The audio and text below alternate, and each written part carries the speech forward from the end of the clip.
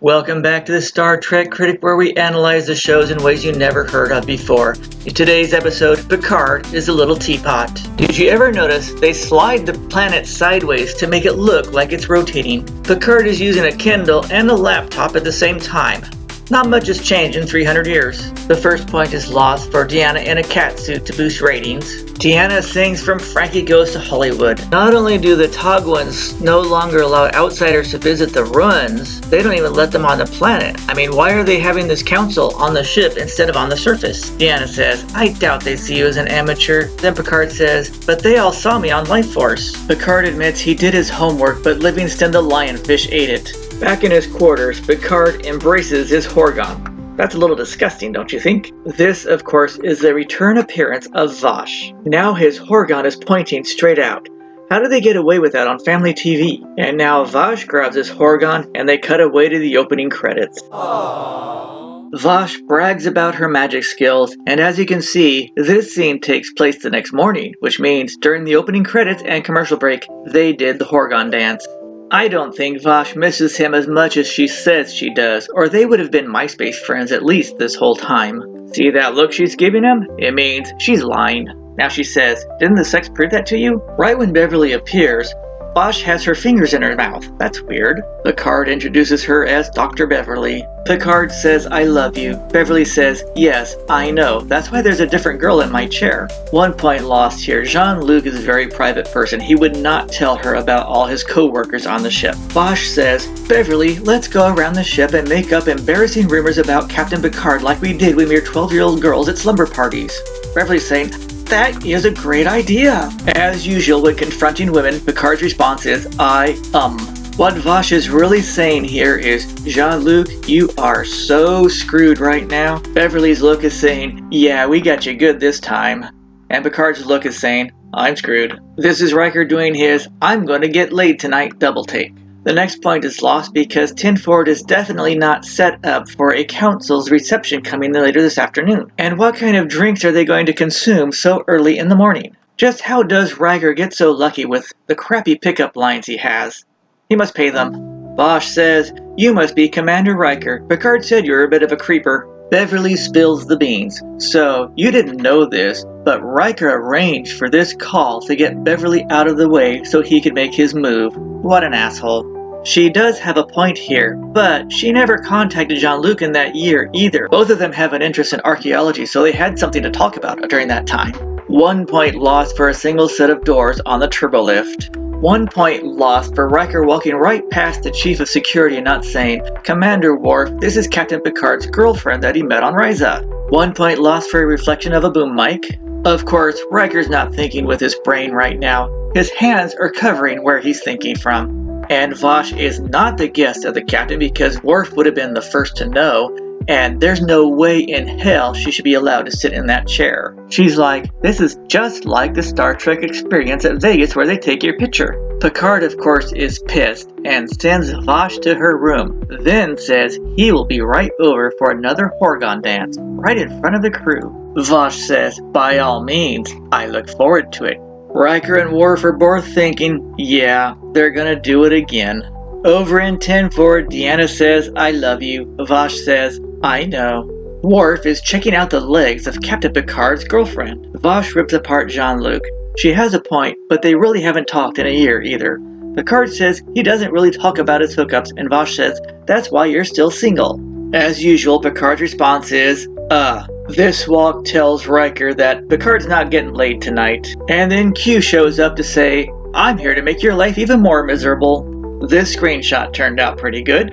Q wants to repay a debt. Picard should have just said, I want money, and be done with it. Picard should have asked to go back in time to the planet's surface to get evidence that would validate his claim in his speech. But Picard says, no, I will just ruin this opportunity of a lifetime like I always do and wait for you to come up with something worse. Picard says, I love you. Q says, I know.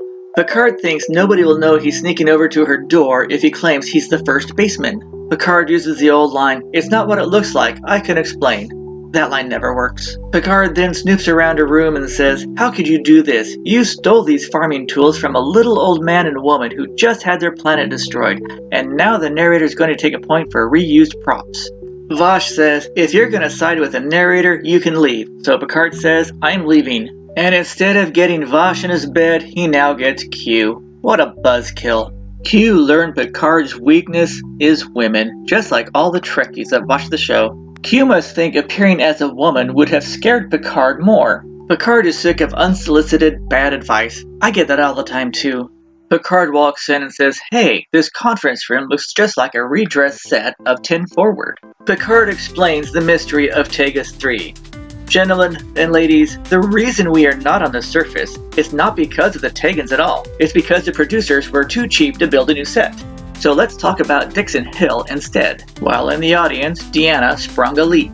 Deanna confesses that she hasn't succeeded in love. Everyone in the audience is asking, why does Data get food and none of us can? He's an android. It's so upsetting, Picard quotes Commander Riker. All of them were in the conference room and it makes you wonder, who was flying the ship?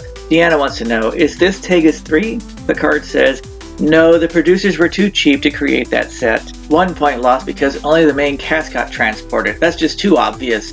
As usual, Worf always gets the best lines.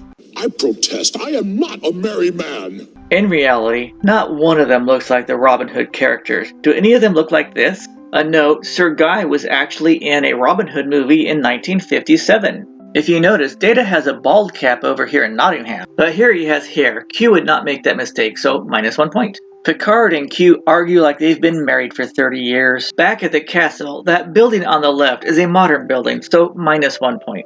So was that trip scripted, or did she trip in real life? We will never know. The nurse called Vosh Milady, then Lamb. No wonder Vosh is pissed. Vosh now quotes Commander Riker, and he says, I am Sir Guy of Gisborne, and I was also in Robin Hood, Men in Tights. Vosh isn't your typical Maid Marian. She's going to take advantage of this situation, and probably murder Sir Guy in his sleep later. As usual, Worf gets the best parts. Sorry. 1 point lost for Data not realizing he just got stabbed in the chest. This is a bad call on Captain Picard. He should just round them up, go rescue Maid Marian, and be done with it. And Vosh actually surprised Q by turning the script around and saying she was going to marry Sir Guy. Right now, Vosh doesn't know who Q is and has no idea why she's on a Robin Hood set. Picard is wasting his time dressing up like this. It's all because Patrick Stewart wanted a dramatic reveal scene. Vosh says, I love you. Picard says, I know. This is a cute comedic scene, but I think Vosh should have gone with him. But she already has a plan. The execution is over. I never got why she did this, but it looks like Vosh is still pretty pissed at Picard.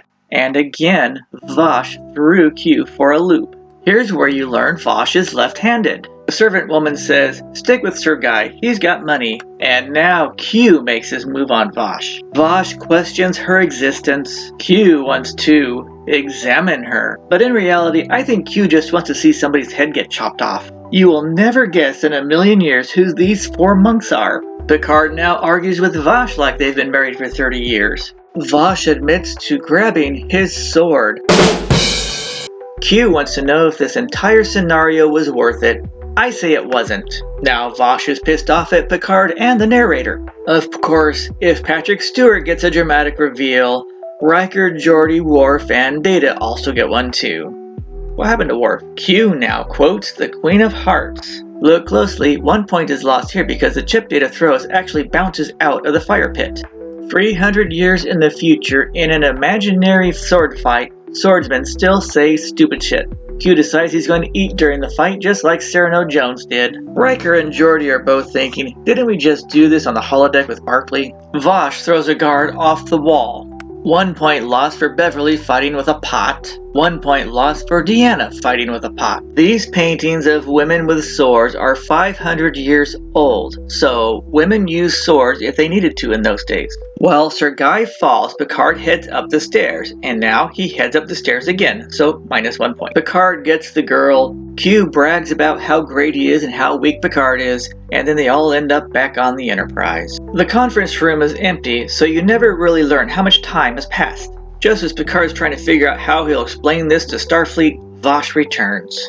Vosh says, I have a new job. I'm going to go around and do illegal things with Q and piss everybody off. Picard says, "Are you telling me this whole episode was a backdoor pilot for a Vosh and Q Raiders spinoff?" And Q says, "Yep, that's exactly what it is."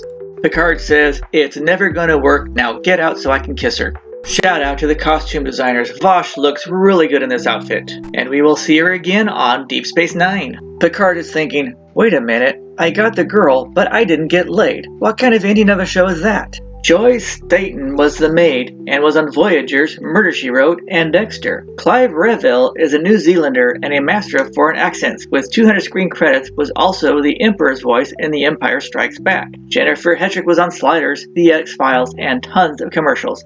And we will see John Delancey a whole bunch more. Cupid, an amusing story with Robin Hood, Q, Vosh, gets a score of 85. Yes! Thanks for viewing. Be sure to leave comments below, click that like button, the share button, the subscribe button, and I'll see you again soon.